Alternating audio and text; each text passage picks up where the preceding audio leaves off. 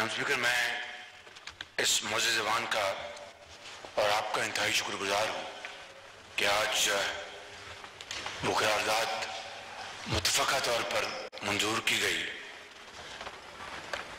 جو کہ 9 مئی کے حوالے سے جو واقعات ہوئے. میں کسی تفصیل میں جاؤں گا، خواجہ آصف صاحب نے بڑی تفصیل سے اس کے اوپر روشنی ڈالی ہے، مگر صرف ایک بات کہہ کہ میں اگلی بات جس کے لیے مجھے آپ نے ٹائم عطا کیا ہے میں آپ کا شکر گزار ہوں. میں وہ بات کرنا چاہتا ہوں کیونکہ مغرب کی اذان کے وقت ہوا چاہتا ہے، اور وہ یہ ہے کہ صرف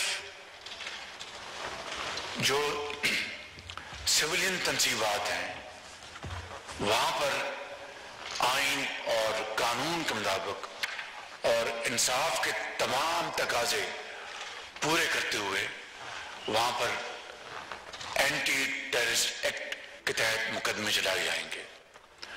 اور جو فوجی تنصیبات جس کی تفصیل آج بھی قائد صاحب نے فرمائی اور بھی اس معزز ایوان میں آنریبل ممبرز اپنے تقاریر میں ذکر کرتے رہے کہ سرگودا میں میاں والی میں وہ جہاز کھڑے تھے جن کو پاکستان کے عوام کی غریب ملک کی پونجی سے خون پسینے کی کمائی سے وہ جہاز خریدے گئے تاکہ کبھی خدا نخواستہ دشمن کا حملہ ہوتا ہے تو اس کو وہ شاہین کی طرح جھپٹ پڑے، ان کو شکست فاش دے جس طرح 2019 میں ہوا. اور وہاں پر وہ جتھا آگ لگانے پہنچ گیا. اب بتائیں کہ یہ سریحن ملک دشمن نہیں تو اور کیا ہے. لہذا یہ تمام مقدمات یہ جو آئین نے قانونی اختیارات دیے ہیں وہ آرمی ایکٹ کے تحت چلیں گے، کوئی نیا قانون بننے نہیں جا رہا. جناب اسپیکر، میں آج عرض کرنا چاہتا ہوں کہ عمران نیازی نے یہ ٹویٹ دی ہے اور میں آپ کے سامنے پیش کر کے اس کا جواب دینا چاہتا ہوں. وہ کہتے ہیں کہ دی آرٹیکل کلیمز، یہ عمران نیازی کی ٹویٹ ہے، the article claims that I had made General Asim resign as DGISI because he had shown me my wife Bushra Begum's corruption cases. This is completely false. Neither did General Asim show me any proofs of my wife's corruption, nor did I make him resign because of that, quote unquote. جناب speaker, میں اس حوالے سے آپ کی خدمت میں اور آپ کے توسط سے اس معزز ایوان کی خدمت میں یہ عرض کرنا چاہتا ہوں کہ یہ ایک اور عمران نیازی نے سفید جھوٹ بولا ہے. یہ میں بات آج اس معزز ایوان میں پوری ذمہ داری کے ساتھ بلا خوف تردید یہ کہہ سکتا ہوں کہ موجودہ سپہ سالار جنرل سید عاصم منیر نے جب وہ DGISI تھے تو انہوں نے عمران نیازی جو اس وقت وزیر اعظم تھے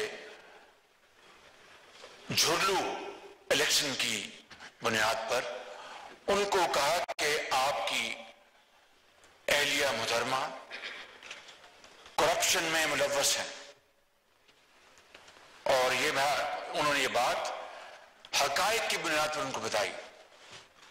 تو ان کو ظاہر ہے کہ اس کا بڑا ان کو غصہ چڑھا، انہوں نے اس کو بالکل پسند نہیں کیا.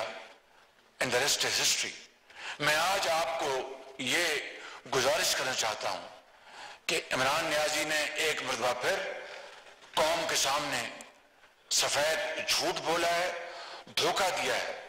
یہی وجہ تھی کہ DGISI جنرل عاصم منیر کی ٹرانسفر کی کہ انہوں نے اس وقت کے وزیر اعظم کو کنفرنٹ کیا کہ آپ کے اہل خانہ کرپشن میں ملوث ہیں. جناب اسپیکر، یہ بات میں نے اس لیے کی کہ میرے یہ ذاتی علم میں ہے اور یہ بات میں بلا خوف تردید کر رہا ہوں. اور پھر ہاتھ کنگن کو آرسی کیا، مجھے بتائیں وہ تو شاید کچھ کروڑ روپے کی کرپشن ہوگی یا 1-2 ارب روپے کی کرپشن ہوگی، خدا جانتا ہے وہ فیکٹس، اگر وقت آئے تو وہ فیکٹس سامنے آ جائیں گے۔ لیکن جو بات میں یہاں پر کرنا چاہتا ہوں کہ 60 ارب روپے کے حوالے سے اور دن رات جناب اسپیکر جھوٹ کے اوپر جھوٹ بولا گیا اور لوگوں کے ذہنوں میں یہ بات ان کے داخل کر دی گئی کہ اسی طرح ہوا ہے کہ یہ سازش ہوئی ہے امریکہ کی پاکستان میں میری حکومت کو ختم کرنے کے لیے۔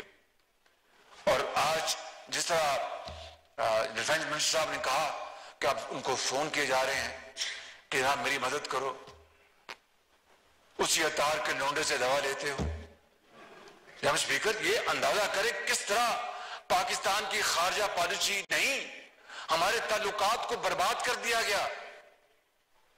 اور یہ بات آپ کو پھر یہ کہتا ہوں کہ چین کے ساتھ کس طرح چین آج پاکستان کے ساتھ ایک ہمالیہ کی طرح کھڑا ہے، اور ہندوستان نے جو سازش کی ہے G20 کی میٹنگ وہاں پر بلانے کی، چین نے وہاں پر جانے سے صاف انکار کر دیا۔ یہ وہ چین ہے جس کے بارے میں انہوں نے کہا کہ جناب یہ چین جو ہے یہ تو انہوں نے سی پیک میں کرپشن کی ہے اور اپنا اربوں روپے کھائے گئے، اور یہ شہباز شریف اور نواز شریف کے یہ منصوبے تھے، اس میں کرپشن ہوئی ہے۔ اسپیکر کوئی درد دل رکھنے والا پاکستانی ذرا سی بھی ہوش کے ساتھ اس طرح کی بات سوچ سکتا ہے؟ چاہے جائے کہ اس بات کو پھیلایا جائے اور چین کے ساتھ تعلقات کو بے پناہ نقصان پہنچایا جائے۔ اس کے باوجود بھی دیکھیں چین کا حوصلہ، میں سلوٹ کرتا ہوں چینیوں کو، چینی لیڈرشپ کو، جنہوں نے آج پھر کشمیر کوچ کے حوالے سے پاکستان کے ساتھ والہانہ ساتھ دیا ہے۔ سعودی عرب کے بارے میں خبریں آئی ہیں، ترکی کے بارے میں خبریں آئی ہیں کہ وہ ہمارا ساتھ دے رہے ہیں۔ ان کے ساتھ انہوں نے تعلقات کو برباد کر دیا۔ اس لیے میں سمجھتا ہوں کہ آج یہ انتہائی ضروری ہے۔ میری کل پرسوں ہمارے محترم وزیر خارجہ سے میری بات ہوئی، اور انہوں نے میں نے کہا کہ یہ جو پروپیگنڈا کیا جا رہا ہے پاکستان کے خلاف کہ ہیومن رائٹس کے حوالے سے اور دوسرے حوالوں سے، انہوں نے کہا میں اس کا بھرپور نوٹس لے رہا ہوں میں اس کا، اور ہمارے جو مشنز ہیں پاکستان کے یورپ میں خاص طور پر اور شمالی امریکہ میں، ان کو ہم ایکٹیویٹ کر رہے ہیں اور حقائق کے ساتھ ان کو بتائیں گے۔ اور میں آج آپ کی اجازت سے یہ بات اس عنوان میں رکھنا چاہتا ہوں کہ میں اور وزیر خارجہ صاحب سے ان کی پوری مشاورت کے ساتھ کہ ہم چھوٹے ڈیلیگیشنز، زیادہ نہیں، چھوٹے ڈیلیگیشنز 2-3 افراد پر مشتمل، جو جا کے بڑی اچھی گفتگو حقائق کے ساتھ کر سکیں، اپنے کاؤنٹر پارٹس کے ساتھ ہم باہر بھجوائیں۔ اور یہ اگر خرچہ ہوتا ہے تو کم سے کم ہم پاکستان کا دفاع کر رہے ہوں گے، جو اصلی صورتحال ان کو بتا رہے ہوں گے حقائق کے ساتھ۔ کل میں نے میٹنگ بلائی اور اس سلسلے میں ہم انشاءاللہ فیصلہ کریں گے۔ جناب اسپیکر یہ بہت ظلم اور زیادتی ہوئی ہے پاکستان کے ساتھ۔ ابھی میں کوئٹہ سے ہو کے آیا ہوں، 19 سال بعد وہاں پر کوئٹہ میں نیشنل گیمز، وہاں پر اس کا آج افتتاح ہوا، 19 سال بعد۔ یہ کوئی معمولی بات ہے کہ کس طریقے سے جناب اسپیکر ان سپوتوں نے، قوم کے سپوتوں نے، جن کے بارے میں وہ مرحومہ نے کہا تھا کہ پتر ہٹاتے نہیں لبدے، انہوں نے اپنی جانیں ہتھیلی پر رکھ کر اپنی قوم کے ماں اور بچوں اور بزرگوں اور جوانوں کو بچایا اور اس دہشت گردی کا قلعہ کما کیا۔ اور ان کے بارے میں انہوں نے جو کچھ کیا 9 مئی کو، اس کے بعد میں سمجھتا ہوں کہ یہ قوم کبھی اس دلخراش واقعے کو کبھی نہیں بھولے گی۔ اور میں آپ کو آج پھر بڑی عاجزی سے، ہمارے دل میں کوئی انتقام نہیں، کوئی وینڈیٹا نہیں ہے، باخدا میں آپ کو بالکل دل سے بات کر رہا ہوں، لیکن جنہوں نے اس قوم کے شہیدوں اور غازیوں کی بے حرمتی کی ہے اور ان کے یادگاروں کو پاؤں تلے روندا ہے اور ان کو گالی گلوچ کیا، جا کے اپنا